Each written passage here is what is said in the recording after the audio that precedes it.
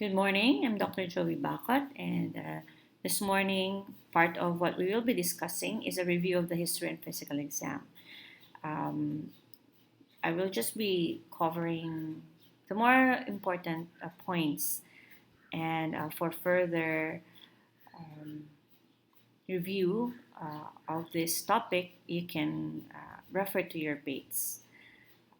Most of the text that I will be saying will be actually I got it from Bates. Okay, so when you're taking the history and physical exam, you're also asking yourself, do I get a comprehensive assessment or do I get a focused assessment? So, what will be your basis? So, for patients you're seeing for the first time in the clinic or in the hospital, you will usually choose to conduct a comprehensive assessment, which will include all the elements of the health history as well as the complete physical examination. The comprehensive examination does more than assess body systems. It is a source of fundamental and personalized knowledge about the patient that strengthens the clinician patient relationship. And most people seeking the care of a doctor have specific worries or symptoms. And the comprehensive examination provides a more complete basis when you assess these concerns and answer patients' questions. So, mastery of all the components of a comprehensive assessment allows you to select the elements that are most pertinent to the patient's concerns, yet meet clinical standards for best practice and diagnostic accuracy. Numerous studies have scrutinized the usefulness of the comprehensive physical examination for the purposes of screening and prevention of illness, in contrast to just evaluating the symptoms. And this have been validated, no, that the physical examination techniques like blood pressure measurement, listening to the heart for the evidence of valvular disease, and detection of hepatic and splenic enlargement, uh, these are important in screening and preventing illnesses.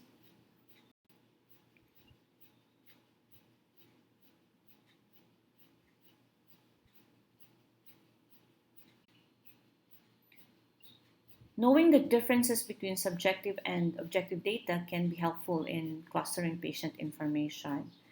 These distinctions are equally important for organizing written and oral presentations about patients into a logical and understandable format.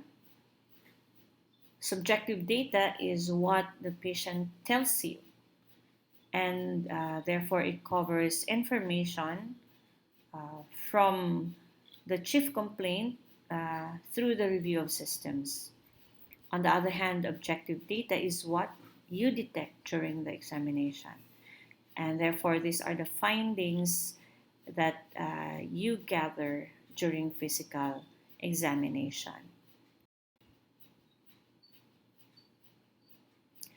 These are the components of the comprehensive adult health history.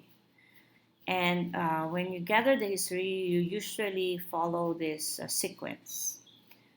But when you talk with the patient, the health history rarely emerges in this order because you let the patient do the narrative. The interview is more fluid, and you will closely follow the patient's cues to elicit the patient's narrative of illness. So you can provide empathy and strengthen your rapport with them. You will quickly learn where to fit different aspects of the patient's story into the more formal format of the oral presentation and a written record as you gain more experience. For the review of systems, you start with a fairly general question as you address each of the different systems. This focuses the patient's attention and allows you to shift to more specific questions about systems that may be of concern. You can start, for example, with how are your ears and your hearing? Or how about your lungs and breathing? Any trouble with your heart? So that's a more general question. And then as you ask this per system, then you can go to the more specific questions. Some clinicians do the review of systems during the physical examination, asking about the ears, for example, as they examine the ears. But if the patient has only a few symptoms, then this can be efficient. However, if there are multiple symptoms, the flow of both the history and the examination can be disrupted, you know? And note taking may become awkward.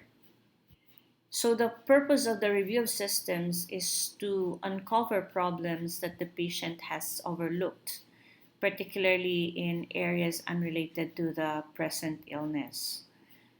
And the significant health events, such as a major prior illness or a parent's death, that you uncover during the review of systems will require full exploration. And this major health events should be moved to the present illness or past history when you already write your data, or you convert your data in a written or an oral presentation.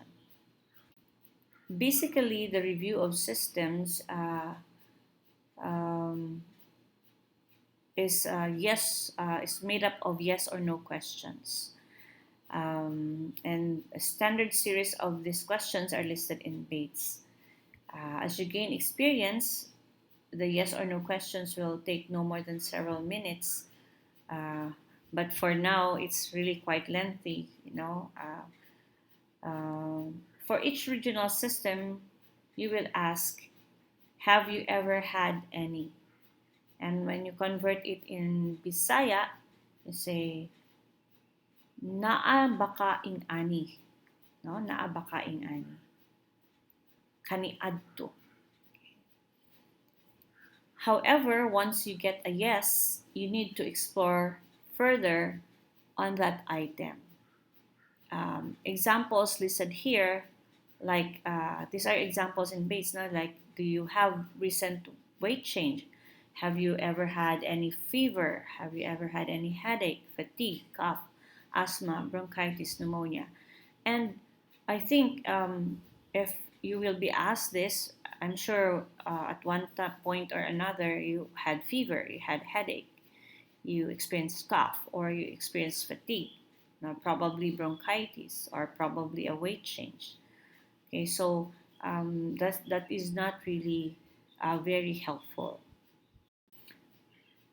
So, but if you put there instead of a recent weight change, you put there, is there a weight gain? So if you say, is there a recent weight change, and the patient will say yes, and then you further explore if there's is it a weight gain or a weight loss, and how much, in what span of time.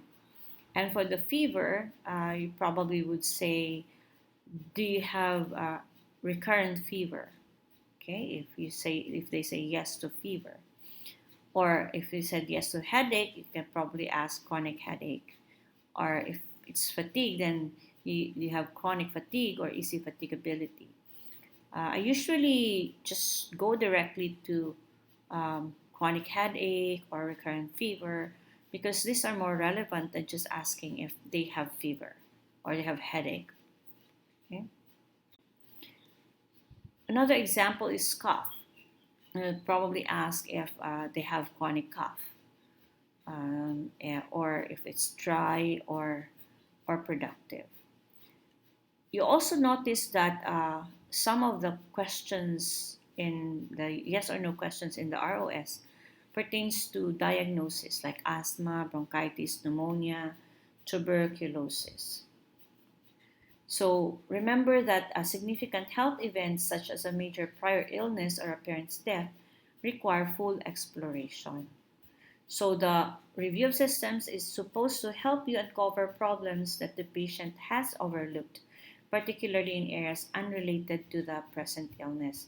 So just merely ticking yes or no will not give you a complete picture of what's really wrong with the patient, and therefore it's not really very helpful. So for the comprehensive physical examination, you need to prepare for the physical exam. And in preparing, you take time to prepare for the tasks ahead. Think through your approach to the patient, your professional demeanor, how you will make the patient feel comfortable and relaxed. And then you review also the measures that will promote the patient's physical comfort and make any adjustments needed in the environment before you really proceed with the physical examination.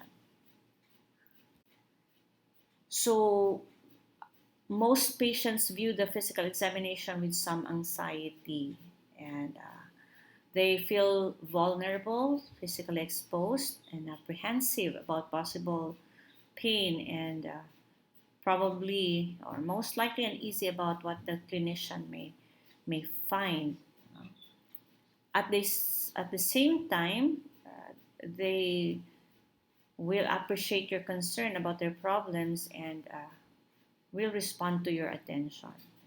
Patients will, okay, the doctor is is examining me or paying attention to me. So they are apprehensive, but at the same time, they would welcome your presence there and you examining them.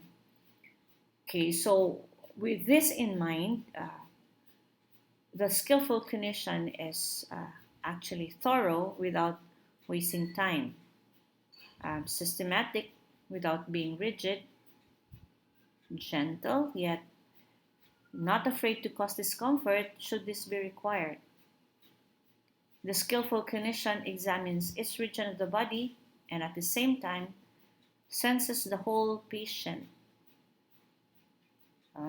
notes the wince or word glance, and then probably gives reassurance, no?